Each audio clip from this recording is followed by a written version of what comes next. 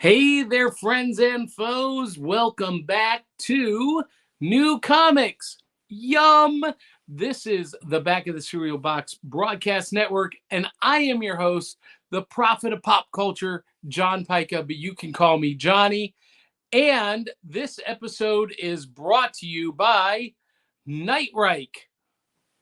In the last days of World War II, Adolf Hitler, desperate to win the war, makes an unholy alliance with the most ancient evil the world has ever known, Dracula, to create an army of vampire Nazis. And only the Blue Phantom, Coda the Black Lion, Maxwell Marvel, and the collected heroes of the Decoverse can save the day. $2.99 on Amazon, or if you want a signed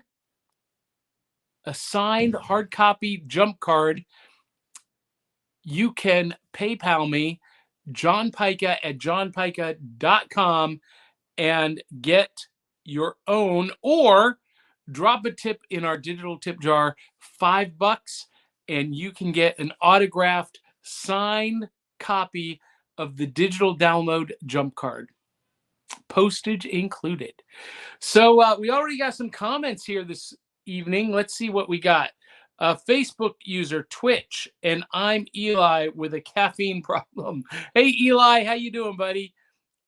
So couple of things. We're going to be talking about new comics. Yum! Today is New Comics Day in the U.S. And as always, I went to the local comic book shop today, and I got almost everything that I wanted in one spot. So we'll be talking about that today. Also, you may notice the backdrop is a little bit different. I am broadcasting from my Zorby, my memory foam beanbag chair in the secret sanctum at the secret base. So a little bit different look tonight. And you can see some of the shelves behind me, the Star Wars shelf over my left shoulder, and over here is the Avengers shelf. Entire bookcase dedicated to the Avengers. Can you dig that? I knew that you could. So if you want to get that signed copy of Nightreich, either PayPal me, johnpica@johnpica.com. There it is on the bottom on the ticker, or just tip us $5 at buymeacoffee.com/cerealboxpod. Speaking of comics, we've got something very exciting coming up, and I shared it a couple of weeks ago, but we're going to share it again. This is the cover artwork for the brand new League of Impossibilists comic magazine. Doug Aller did the pencil artwork. I did the ink artwork, and then the colors were done by Martin Marcos. And I think it looks pretty cool. That's going to be coming soon, very soon. Our colorist is finishing up the interiors, and we will be releasing that shortly. Let's see. Eli says, what websites are you streaming with? Clubhouse? Oh no, that's not Eli. So we are streaming on Facebook, YouTube, and Periscope tonight. Larry Hoy says the new comic looks great. Thank you, Larry. And let's see. Facebook user says, and stay tuned. A comic of grim and glam on the horizon. Winches and wormholes. Reign of the Damned Damsel. That's Eli Cash's Tales of the Decoverse spin-off comic that Comics or Cereal Box Comics will also be publishing. So hopefully that comes soon, Eli. I'd love for that to come between issues 1 and 2 of the other comic. But and if you're a comic book creator out there and you'd like to join our team, or if you are a content creator on audio, video, or maybe a blogger, we are looking for contributors. We are looking for content creators so you can join our team. I'll show that again later on. All right, so without further ado, let's get to the main event. New comics. Yum. So I'm going to start with what I'm least enthusiastic about and move to what I am most enthusiastic about. Oh, speaking of which, Rob Beers says, "Hey, John, Rob did the lettering for the League of Impossibilists and looks great." And Brian K. Morris says, "Contributors, eh?" Yes, Brian, we are looking for people to join the Back of the Cereal Box team. And if you know anyone, send them our way. All right, so least enthusiastic about.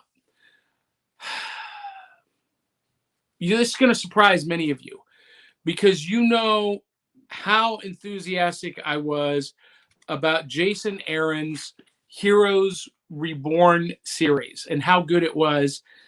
And his follow-up is Avengers number 46. This is Jason Aaron. Javier Caron does the artwork. And this is starting the World War She-Hulk storyline that is going to bring us the winter She-Hulk. And I'm not enthusiastic about this. I started reading this before dinner. I had to go do dinner with the family. I haven't come back to it because we've got characters who are acting way out of character. And in particular, well, I'm not going to spoil it, but and the Avengers are doing things that previous iterations of the Avengers would never have done. I'm talking about, of course, their treatment of minors into the ranks of the Avengers. If you remember back when Rage tried to join the Avengers, they had a very strict rule, and I think they've just thrown it out the window. So Brian K. Morris says, listening to this mishmash of old ideas on the Avengers book, it doesn't even sound interesting. And Brian, the problem is we've got a disconnect between Marvel television and movies and Marvel comics. And I thought Kevin Feige was supposed to be in charge of everything now, but it clearly is not the case. Because someone who loves the Avengers movies or the MCU TV shows, when they go to the comics, it's so foreign. So foreign. And when you've got a She-Hulk TV show coming up and you are tampering and I mean making major changes to the She-Hulk character with this storyline, I don't understand it. It doesn't make much sense to me. So as much as I loved Heroes Reborn and as much as I loved the Avengers, I'm not feeling that one. All right, up next, in order of least exciting to most, Justice League 64.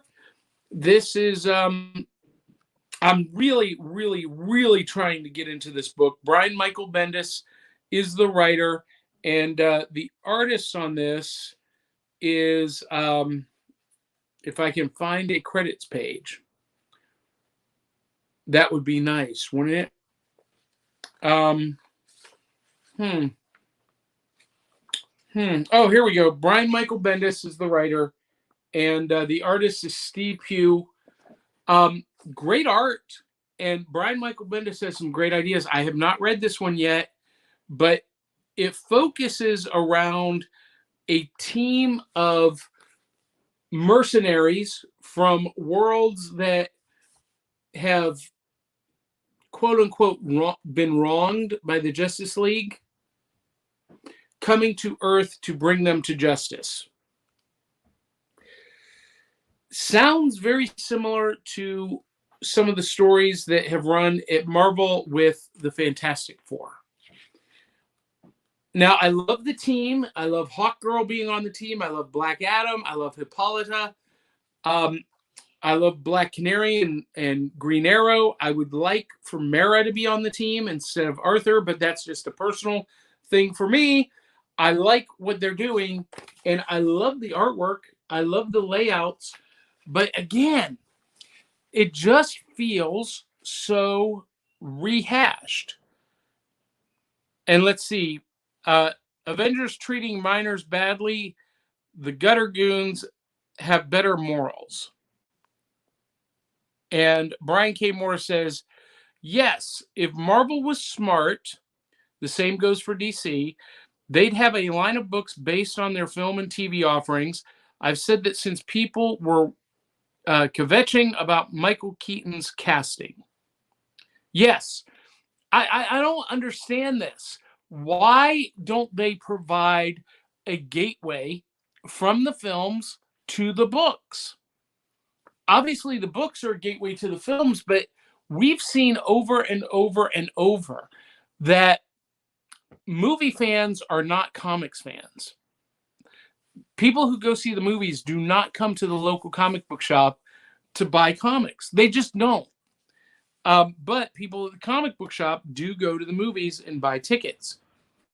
All right, so the next four, I've got four more, are pretty much on an even keel for me.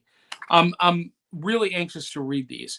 Rob Beer says, Marvel Comics needs to make continuity standards like DC has with the New 52. Any new writer of a title has to contact the previous writer of their plot ideas for clarity and continuity of story and character accuracy. Well, so here's the deal.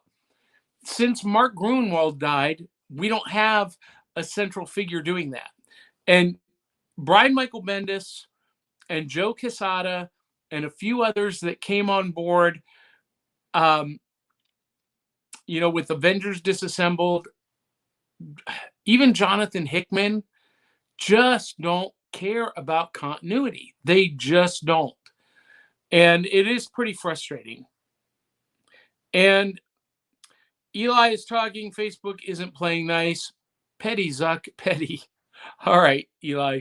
Eli is on a personal campaign against Mark Zuckerberg. All right, so up next, Geiger, number 4. This has been a great series by Jeff Johns, art by Gary Frank and Brad Anderson. I really don't have a lot to say about this book tonight, other than issues 1 through 3 have been really entertaining. Jeff Johns is a master at writing classic style comic book stories, and this book is no exception. If you like classic hero's journey, origin story, fun comics, Geiger is right up your alley, and it does have a little bit of a horrific bent to it. And Melissa Stetcher says, johnpica.com. Yes, what about it? That's my website. It's right there, johnpica.com. And you can PayPal me at johnpica@johnpica.com. Or go to my website, and you can find the links to order everything. Thank you for joining us, Melissa. And Eli says, when have I not been on a mission against Zuckerberg? I've never. I don't know when you've never been, Eli. Up next is Betty Page, Curse of the Banshee, number 2. I thank you, Melissa. She's just sharing the link so people can find me. Even though, Melissa, I don't know if you saw, it's actually in my name title card right there. But thank you. Betty Page, Curse of the Banshee, number 2. if you've not been familiar with Dynamite and what they've done with Betty Page, they have cast her as a super spy, a secret agent in MI6, and she has been trained as a secret agent, an assassin, marksman, and she has become a specialist in cases that involve paranormal, time travel, science fiction. It's true diesel punk. And it's written by Stephen Mooney, whose work I love. Stephen Mooney, I believe, did Half Past Danger. And just fantastic, phenomenal. Art by Jethro Morales. Now, I'm not familiar with his work prior to this series, but really solid artwork. Boom. That's the Banshee. And this ain't a Scooby-Doo Banshee. This is the real thing that Betty Page is going up against. I love that whole idea of, you know, a person from history being cast in a superheroic role. Kind of like the Rough Riders comic series that had Teddy Roosevelt leading basically a steampunk team of superheroics with Houdini and Annie Oakley and Thomas Edison. It was pretty awesome. So Betty Page, Curse of the Banshee, #2. Looking forward to that. Hellboy and the BRPD, the Bureau of Paranormal Research and Development. This is issue 1 of 2, The Secret of Chesbro House, created by Mike Mignola. Story is by Mike Mignola and Christopher Golden, with art by Sean McManus and colors by Dave Stewart. I am really digging the newer artists taking on the Hellboy mythos. I love Mignola's art, and it's fantastic, but I do love to see the different interpretations of Hellboy and his adventures. And this is a perfect example of what Marvel and DC should be doing. So Eli says the original Impossibilists, even. Yes, Eli, the original Impossibilists are a team of historical figures cast as superheroes. I forgot my own book. And Larry Hoy says, love me some Hellboy. Yes, this is exactly what Marvel and DC should be doing. First of all, the characters in the Hellboy universe look and act exactly like they do in film. And the comics were a gateway to the film, but the films are a gateway back to the comics. Well, maybe with the exception of the last Hellboy film, that wasn't really good. But the other great thing that they do is they create mini stories that have specific chapters laid out on the cover. So you know that this is part 1 of 2. And you know when you go to get the collected trade paperback edition, you are just looking for the Secret of Chesbro House in the collection. So you don't have to worry about volume 1 or 2 or volume 4 or 5, which is which, because they're going to break it into individual stories that have a beginning, a middle, and an end within those parts. I love that. I love that. And for that reason alone, I support Dynamite and Dark Horse Comics, because Dynamite's doing the same thing with Betty Page. It's a finite story with a beginning, middle, and end. Now, I do want to think that, all right, so they did do that with the Avengers, World War She-Hulk Part 1. So we'll see if they keep that up. And DC has started doing that in the trade paperbacks. They're naming the trade paperbacks, by story arc, but they're not doing that on the cover. I think that's just such a smart thing to do, but who am I? They don't consult me.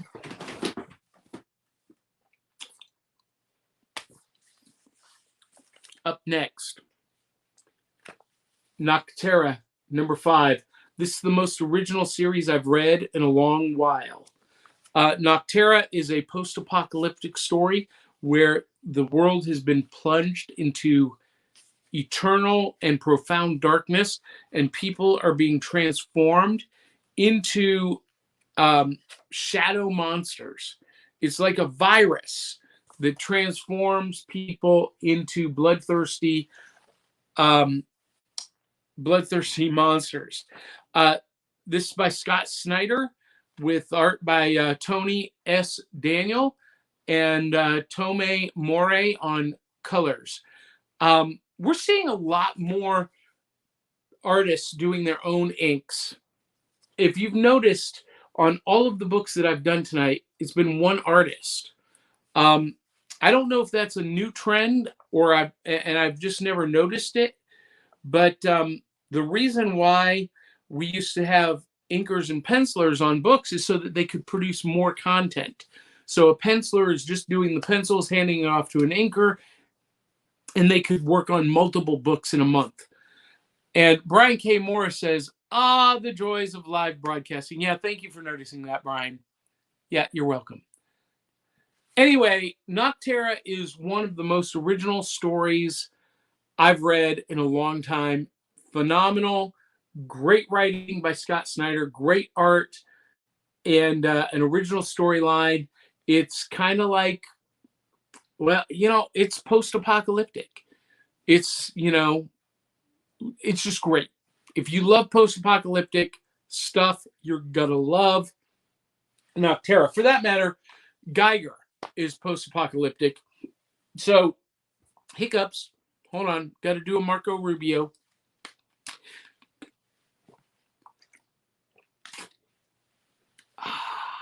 Propel Fitness Water. I don't get paid a thing for showing you this. All right, so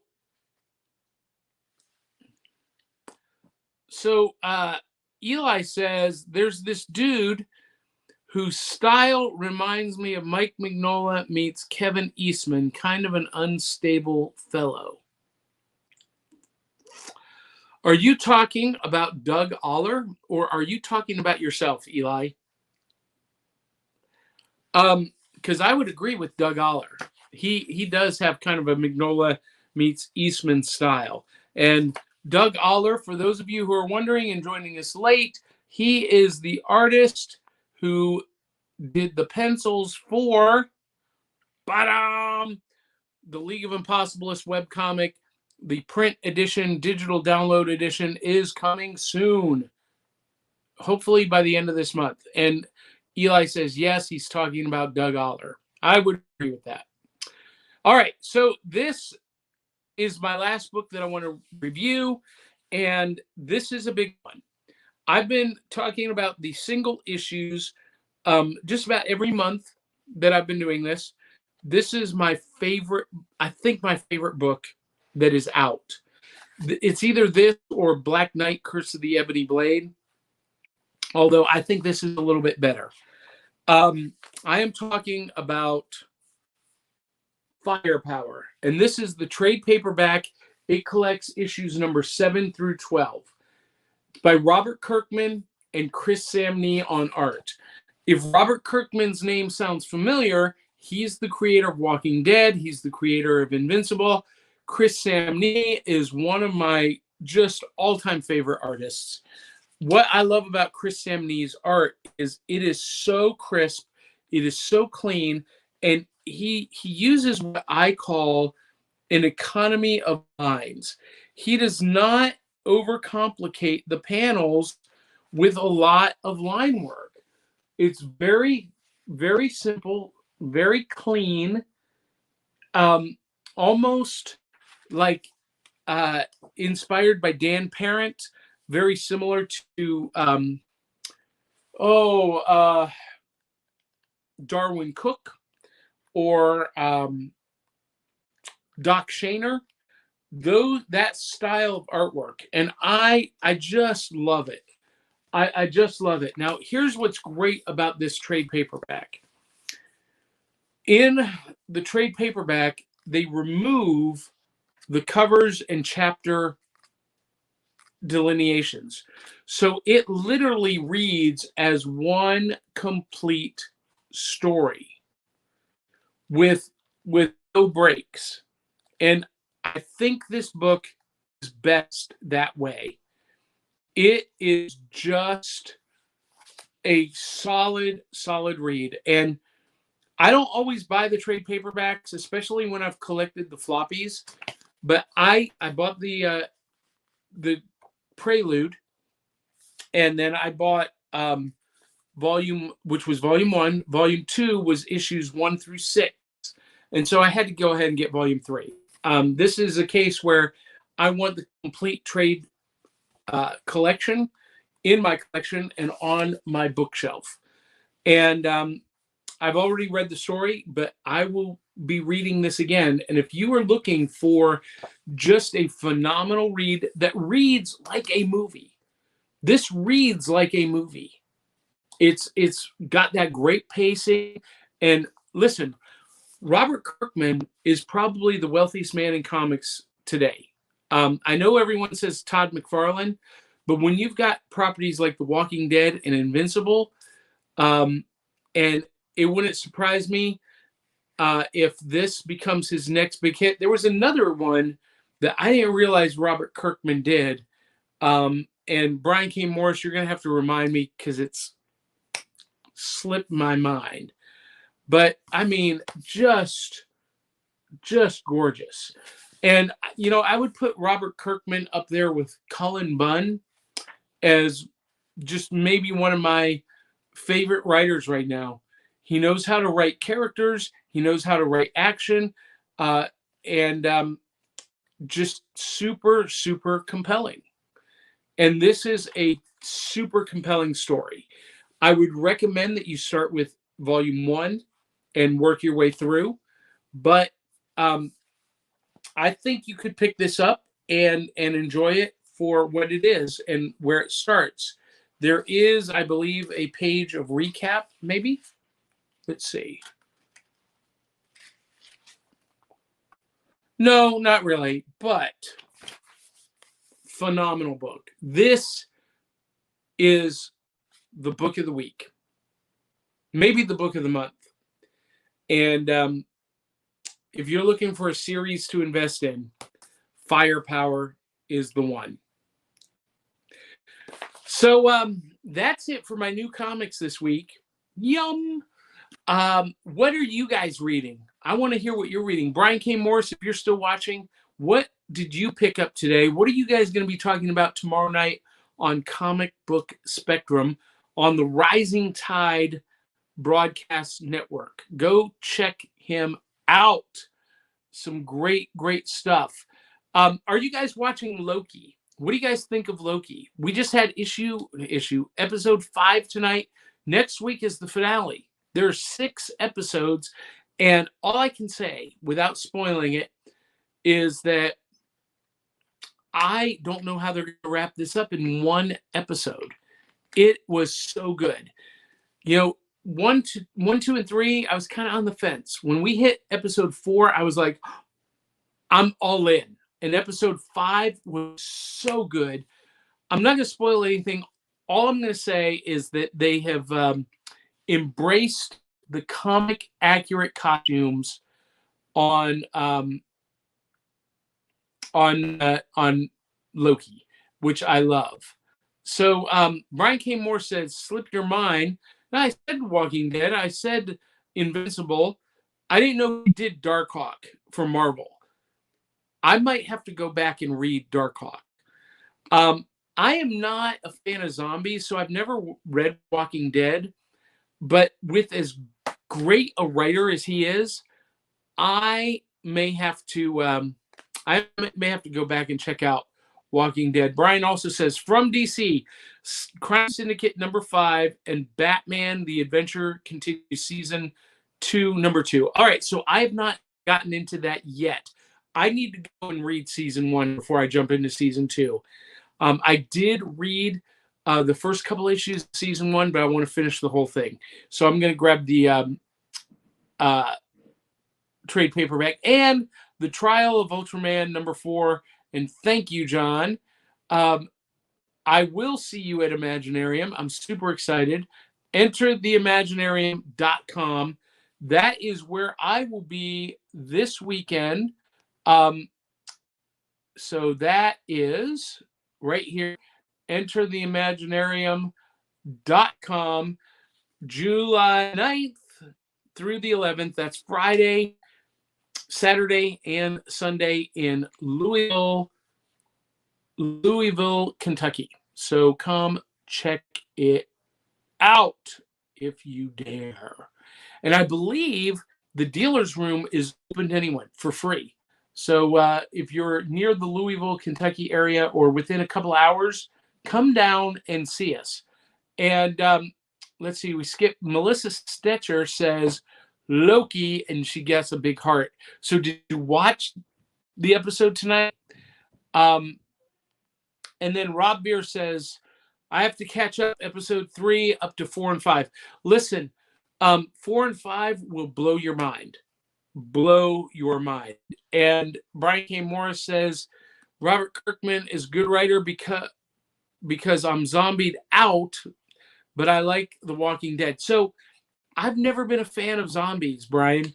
I don't see what's so frightening about them. They're slow, they're stupid. You can smell them coming a mile away. Give me an army of vampire Nazis. Hello. That's horrifying. Speaking of vampire Nazis, since I brought it up, Nightreich, available on Amazon, Barnes & Noble, wherever you get your books, your ebooks. Download it today. And Rob Beer says, I've been reading Norse Saga lately, and it's been captivating. So Norse Saga by Alliance Arts, phenomenal book. I have issue number 3 on my stack to read. I've been really bad. I love Norse Saga. It's one of the best books out there, and it's only available from Walmart or their website at Allegiance Arts. So go check that. I hope they put it into a trade paperback. That and Red Rooster. I love Red Rooster. And Eli says, brainwashed peasants. I don't know what that's referring to. And Brian K. Morris says, the fast ones are scary, but they don't compare to vampire Nazis. Exactly. I did watch Army of the Dead on Netflix because it looked like it might be different. Zack Snyder. I love Sucker Punch. Wasn't a big fan of his DC stuff, but I thought, man, if Army of the Dead is even remotely close to Sucker Punch, I'm going to love it. I didn't love it. The story really had no purpose. At the end of the day, everyone did everything they did for no reason at all. So anyway, but yeah, Robert Kirkman, Fire. Are you reading Firepower, Brian? Have you read any of this? It's phenomenal. It's maybe my favorite book out right now, and that's saying a lot because I love a lot of stuff. I really do. So Brian, how have you been liking Ultraman? Trial of Ultraman. I got the first issue and I didn't love it. I didn't love it.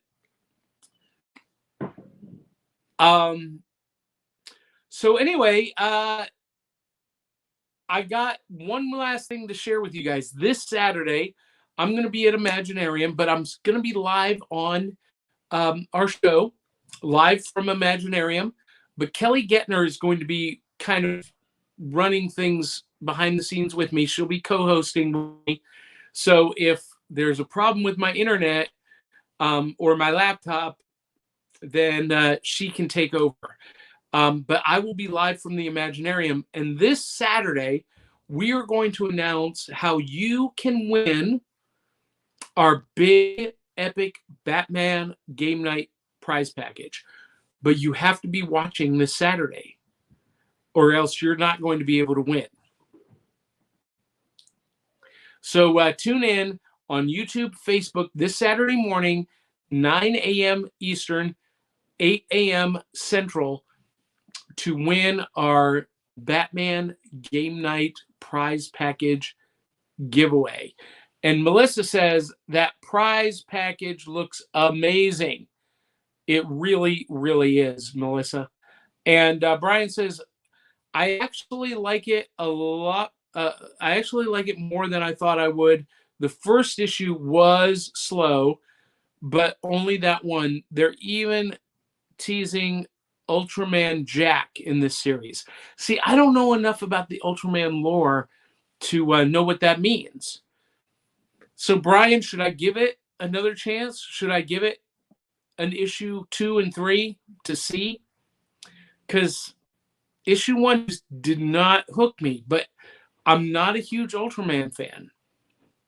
I'm a huge Jet Jaguar fan. Ooh, you do a Jet Jaguar comic? Why did we not have Jet Jaguar?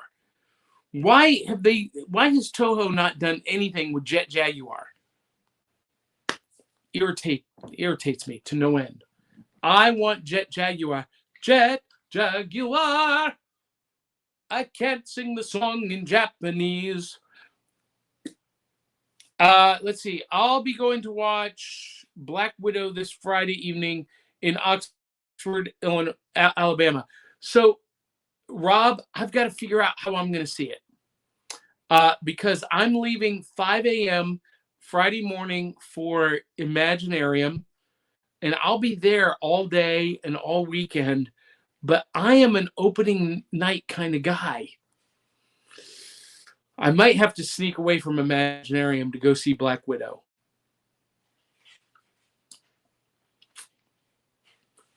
If I do, you'll get full report on Saturday morning. So Brian says about Ultraman, read the trade and decide. I am a fan, but I passed up the #1 floppy because it didn't hook me either. Oh, so are they already on the trade paperback for Trials of Ultraman? If they are, then I'll pick it up and I'll check it out, and I'll review it on this show, but there may be some flip-flopping done on hosts of shows. So maybe I'll do an issue of Kelly's Back Issue Breakfast Club. Just saying. If that happens, it's a surprise. You did not hear it here. And Rob Beer says, yes, sneak away. Brian says, I'll create a distraction, John. You slip under the barbed wire. You know what, Brian? You should go with me. Let's both sneak out and go see Black Widow in the movie theater. That would be a blast. Let's do it. Anyway, all right, that's it for me this week for New Comics. Yum! Hope you guys enjoyed it, and if you did, please do me a favor, and not only do I want you to like this this video, continue to post comments. If you like the video, we'll interact with you even after we're no longer live. Share it with 200-300 of your closest friends and family. If you're watching it on Facebook, like the page. If you're watching it on YouTube, subscribe to the channel. And that helps us tremendously. And on whatever platform it is, comment. And Brian says, yes, the first Ultraman series is out. The Return of Ultraman Trial is the sequel series. Oh, okay. Gotcha. Great show, John, says Brian K. Glad to be here live for once. I'm glad you were here too, Brian. You add so much to the conversation. I love it. And don't forget that you can support the show by dropping a tip in our digital tip jar at buymeacoffee.com/cerealboxpod. They wouldn't let me spell out the whole thing, So we had to abbreviate it. Buymeacoffee.com/cerealboxpod. And it's different than Patreon because you don't have to invest in a monthly commitment. You can do a one-time thing, or you can make it monthly, and you can specify who you want that tip to go to and for what. So if you want to invest in DBart's lighting equipment, if you want to support the case files of the Geek Gumshoe, or the Ice Cream Queens, or if you want to help Kelly upgrade her camera, whatever it is, if you want to sponsor us to go to more conventions and to help us cover airfare for people coming from Wisconsin and Memphis and wherever else they may be coming from, that would be great. So you can support us that way. Patreon is still a thing. Patreon.com/cerealboxpodcast. But we've made it as easy as we can for you guys to support the show and to help us get the word out. And that's buymeacoffee.com/cerealboxpod. And you can buy a coffee or you can buy a bowl of cereal, and we will share it on air. Of course, I'm drinking Propel Fitness Water tonight. And again, I don't get paid anything for showing you that.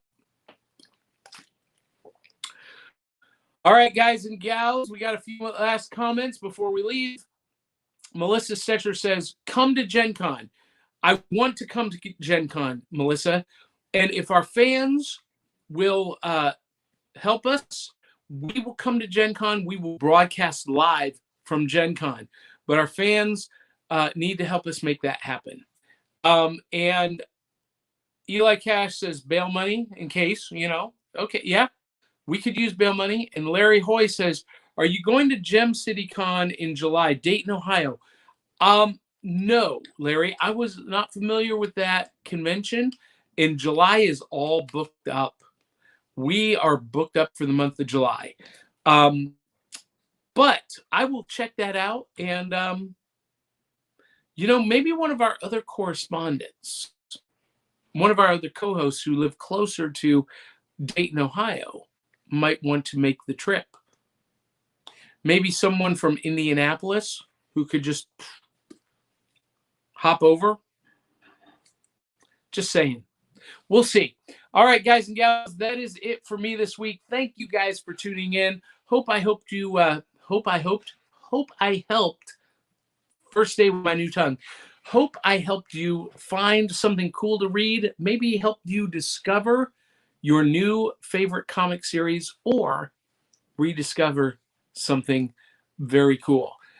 Thanks for tuning in, and share, like, comment, subscribe. And until the next time, we love you, mean it.